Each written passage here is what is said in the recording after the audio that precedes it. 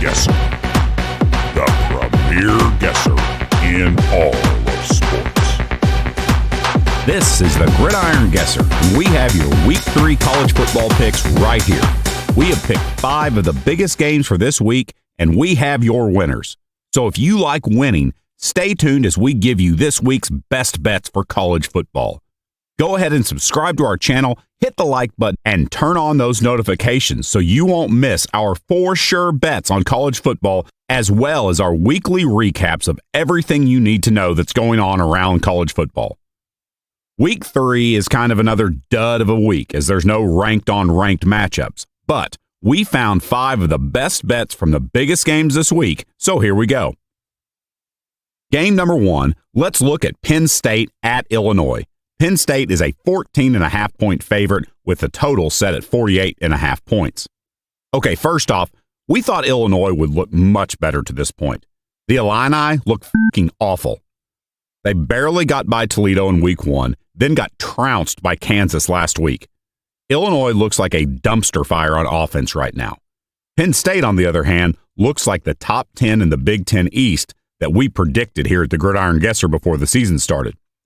The Nittany Lions are scorching their opponents through the air and on the ground, averaging over 50 points per game. The Penn State defense has also been impressive, giving up only a little more than 200 yards per game. If we look at the money numbers, Penn State is 16-12 against the spread under James Franklin as a road favorite, and Penn State is also 3-1 against the spread versus Illinois since 2009. Illinois did beat Penn State just 2 seasons ago in that 9-overtime thriller. And the Illini are 3-2 against the spread as a home underdog under head coach Brett Bielema. But Penn State is 2-0 against the spread this season, while Illinois is 0-2. So what's going to happen? Penn State is going to smother Illinois. It might be slow at first, with Illinois being able to get a few stops here and there on defense, but the Illini offense will do nothing all day, and Penn State will eventually wear down the defense for Illinois. Penn State wins this one and covers easily, 33-12. In game number 2, let's look at Kansas State as they travel to Missouri.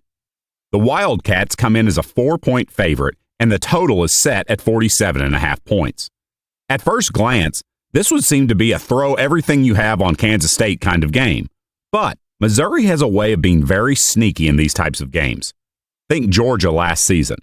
No, Kansas State is not Georgia, but let's be honest. They are clearly the better team here. But that doesn't always mean the better team wins or covers. Both Kansas State and Missouri have played pretty well on defense to this point of the season, especially defending the run. And both defenses have been solid on third down, allowing their opponents to convert less than 40% of the time. However, Kansas State has blown out their first 2 inferior opponents, while Missouri really struggled last week with Middle Tennessee. The money numbers on this one show that the Wildcats are 2-0 against the spread this season, while the Tigers are 0-2. Kansas State also won last season's matchup 40-12 as a 7-point favorite. Missouri, though, is 15-0 at home versus non-conference opponents under head coach Eli Drinkwitz, and 9-6 against the spread during those games. And while the Tigers are 5-2 against the spread as a home underdog, Kansas State is 4-1 against the spread as a road favorite, and 10-5 against the spread versus non-conference opponents. So what's going to happen? This game will be close for a while, maybe into the second half, but Kansas State's going to pull away.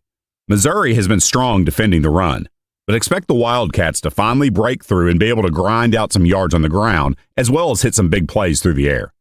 Kansas State is the better team, and this Tiger team just doesn't have enough on offense to keep up with the Wildcats for 4 quarters. The Gridiron Guesser is taking another road favorite to win and cover. Give us the Wildcats 30-17. In our third game, we have Minnesota traveling to North Carolina.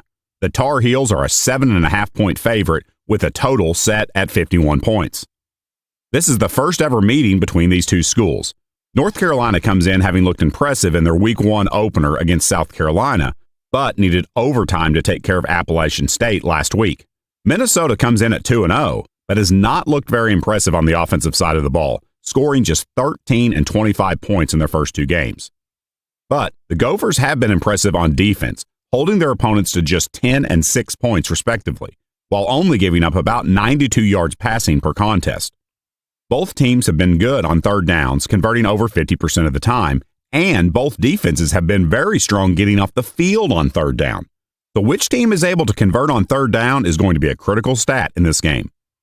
The money numbers on this one aren't as strong as the Gophers and Tar Heels have never really faced off. Minnesota is 8-8-1 against the spread as a road underdog under head coach P.J. Fleck, and they're also 12-6-1 against the spread versus non-conference opponents. North Carolina is 32-29-1 against the spread under head coach Mack Brown as a home favorite, but only 9-14 against the spread versus Big Ten teams since 1996. So what's going to happen?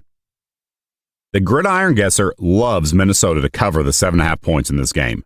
While the Gophers have not been strong on offense, we think their defense is going to slow down Drake May and the Tar Heel offense just enough to keep the Gophers close in this one. We like North Carolina to win the game, but Minnesota gets the cover. We'll take North Carolina 30-24. Game number 4 features the San Diego State Aztecs heading up to Corvallis to take on the Oregon State Beavers. The Beavers are a 24.5-point favorite with the total set at 48. The Aztecs got thrown around last week 35-10 by UCLA, while the Beavers thrashed UC Davis 55-7. Oregon State is a real contender in the Pac-12 this season and have been dominant in their first 2 games. Quarterback DJU has looked about as good as the Beavers could have hoped as he's transferred in from Clemson. Defensively, the Beavers have one of the most suffocating defenses in the Pac-12, allowing only 51 yards per game on the ground and giving up just 12 points per game. Confidence in the Beavers seems to be on the rise, as Oregon State was only a 14-point favorite in their opener against San Jose State to start the season, but now find themselves a 24.5-point favorite over San Diego State. The Beavers are for real. As for the Aztecs, they're 2-1 on the season, but got bullied in their only real test against UCLA. They gave up 550 yards, and they only managed 259 of their own. The money numbers on this one have San Diego State at 9-5 against the spread as a road underdog under head coach Brady Hoke. But Oregon State is 11-1 against the spread as a home favorite under head coach Jonathan Smith, and 12-4 against the spread versus non-conference opponents. So what's going to happen? The Beavers are going to pound the Aztecs. Expect DJU to play well again and help the offense to another balanced and efficient performance. The Oregon State defense will smother the Aztecs all day and allow less than 250 total yards. The Beavers dominate this one for the win and cover, 42-14. Our final game of Week 3 features an SEC matchup as Tennessee goes down to the Swamp to take on their hated rival, the Florida Gators. Tennessee is a 6-point favorite with a total set at 58.5 points. Last week, Tennessee struggled a bit with Austin Peay, while the Gators rebounded from their Week 1 loss to Utah and beat up on an outmanned McNeese State team 49-7. This game has a long history behind it. The Gators have pretty much dominated the series since the 1990s, even when it seemed like the Vols had a better team. This season, the Vols are clearly picked to finish much higher in the standings than the Gators. So why the seemingly small 6-point spread? Did last week's performances by both teams really change things that much? Or is this game's history playing into that number? The money numbers on this one clearly favor Florida. The Gators are 14-5 against the spread versus Tennessee since 2004.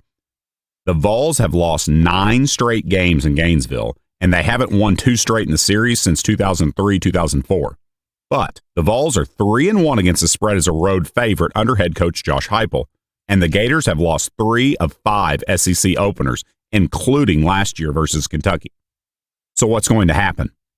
Florida looked good last week, racking up yards and points against McNeese State. But then you remember that McNeese State also lost to a school called Tarleton State.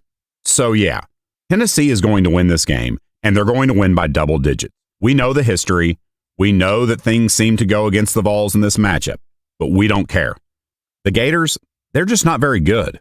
And the Vols, they just weren't very motivated last week. The Gridiron Guesser says give us the Tennessee Volunteers to win and cover 37-20. So there are the Gridiron Guesser's 5 picks for this week's best bets and biggest games of Week 3. If you haven't yet, subscribe to our channel and turn on your notifications. We're here all season to give you the best bets on the biggest games around college football. Thanks for watching. Enjoy the games this weekend, and we'll see you the next time on the Gridiron Guesser.